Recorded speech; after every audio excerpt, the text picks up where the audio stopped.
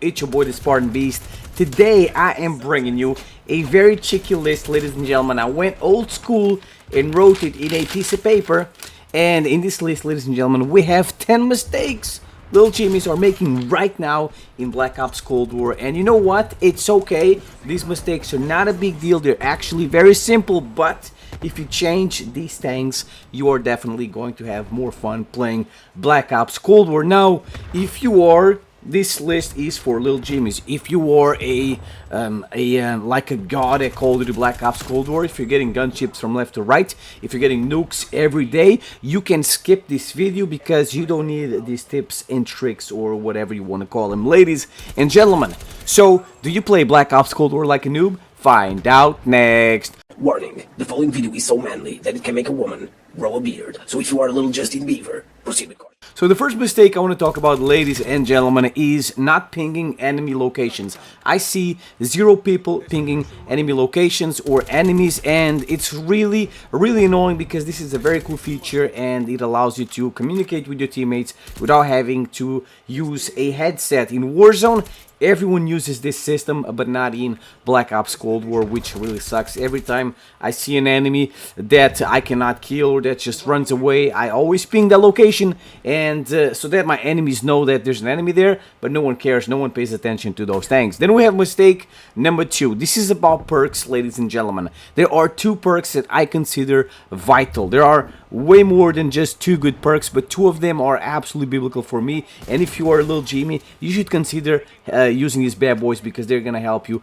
have more fun playing Cold War, which is Engineer and also Gearhead. Now, Engineer is super vital because it allows you to see everything on the field, like field mics, and you can stay away from those things and destroy them, get extra score. You know, any field upgrades people put on the ground, you can see them, destroy them, and get extra score. You can see enemy sentry guns, enemy RC cars, enemy UAVs, enemy choppers, all that good stuff you can see and avoid. But the best thing to me about Engineer is that it allows me to re-roll my care package and turn poop score streaks into biblical score streaks. I've turned a ton of combat bows and body armors into gunships and chopper gunners, which is absolutely biblical, ladies and gentlemen.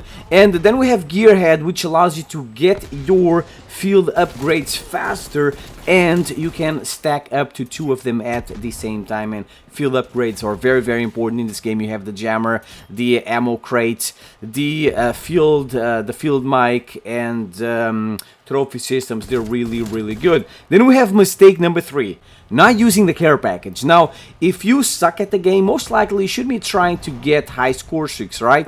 Unless you are a nerd, high on nerd fuel, right, with a scuff controller, sweating all over the place.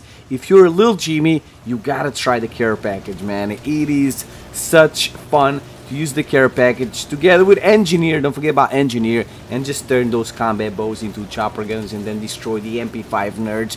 It is so freaking cool.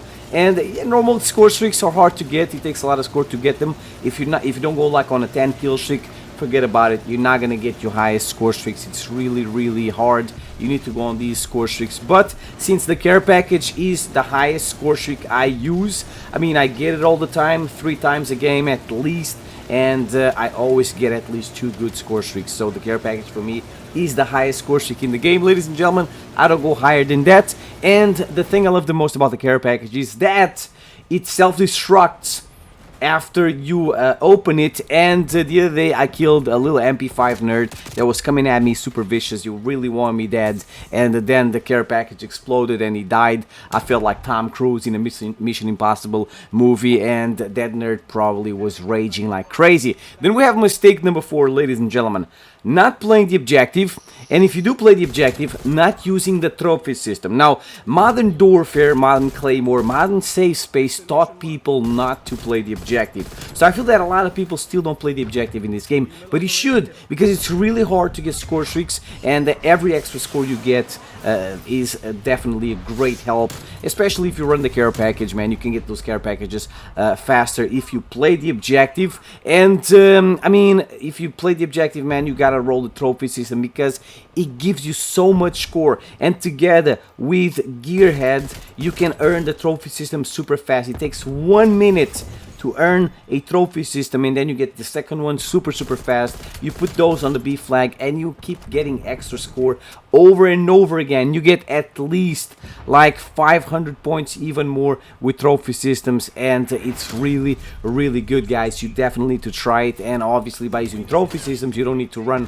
flak jacket and tactical mask. And then we have mistake number 5, not using a rocket launcher. Now, the thing I love about the rocket launcher is that it's easy points, man, from left to right. The UAV spam is absolutely insane in Cold War, and those UAVs for me are flying free points.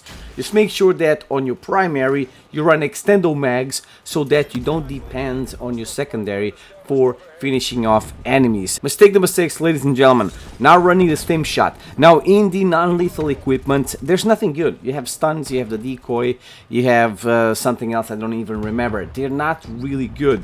I mean, they're good. The problem is that you just get one of those tanks, you use them, and then they're gone, right? The stim shot recharges. That's the thing I love the most about the stim shot. It is the only equipment you have that recharges automatically without you having to use a perk or something similar. And also, by running stim shot, you get your health back in a second and you're ready to fight the enemy in just a second. Boom, just like that. And then we have mistake number 7, ladies and gentlemen, not using the jammer. Now, field upgrades are amazing, and I feel that they really fit a lot of different playstyles. As I talked about before, if you play the objective, if you don't use the trophy system, you're making a mistake. The trophy system not only is going to keep you safe while capturing those objectives, but it's also going to give you juicy extra score so that you guys can get your score streaks faster. But if you like running around, for me the jammer is the best, ladies and gentlemen, because it literally jams everything.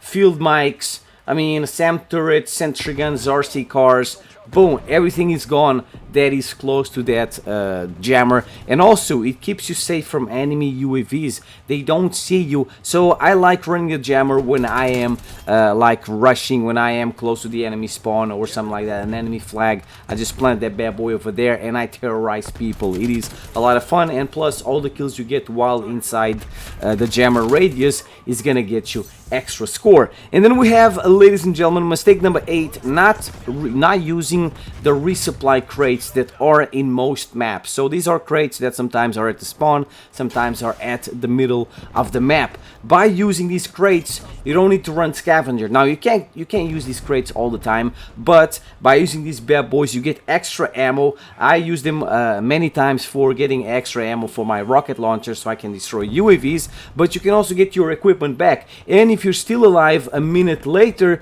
you can go there, and if you used all your equipment, you can get more grenades, C4, whatever, Molotovs, whatever you guys are using. So these ammo crates are really helpful. They're kind of like similar to the resupply crates from Modern Warfare and also Warzone. And then we have mistake number 9, ladies and gentlemen. This is about the combat bow and about the war machine. A lot of people, when they get, especially the war machine, when they get the war machine, they just think they are invincible. They're Rambo, they're the Terminator. They pull out the war machine, they're like bang bang bang, spamming all the shots. That's a mistake. You gotta make those shots count. The war machine, even if you die, when you use it again, it's still gonna help you earn your next kill streak. So you need to make all those shots count. But the biggest mistake people make is they run around all over the place with the war machine when they earn it. That's a mistake. Get a couple of kills here and there. Once the enemy starts spawning somewhere else, you put the war machine back in your pocket, because you don't know where the enemy is unless you're camping inside the building and spamming the war machine through a window. So you want to make sure that when you move to a different position, you don't have the war machine out, so you don't get caught by surprise. And that way, if you die, because the war machine is in your pocket, you will not lose it. But if you die while with the war machine out, you are definitely going to lose that bad boy, and we don't want that, because the war machine is amazing. So get a couple of kills there, here and there, then put the war machine back in your pocket, move to a different position. Once you feel safe, pull it out again, get a couple of kills, make those shots count, ladies and gentlemen. And finally, the last mistake is something very simple, which is voting for the map Miami. Voting for Miami is the same thing as voting for Pickle Dickle or Camper's Cave or whatever those maps were called, Grasna Maze, Remaze, or whatever those maps were called in Modern Warfare. Now, we're kind of lucky that we only have a pickle dickle type of map. It's not even, the layout is not the same, but what I'm talking about is a bad map. Miami for me is a bad map. It's the pickle dickle of Cold War. I don't want to play it. I avoid it like the plague. But Lil Jimmy's, because they love camping in their safe spaces, and Miami has a lot of safe spaces, they keep voting for that trash map. Do not vote for that map. That's a big mistake. If you do, you are a Lil Jimmy. Ladies and gentlemen, I hope you enjoyed the video. If you learned something new today, make sure you smack that like button. Also subscribe if you're new here. I'll see you guys next time. Peace out.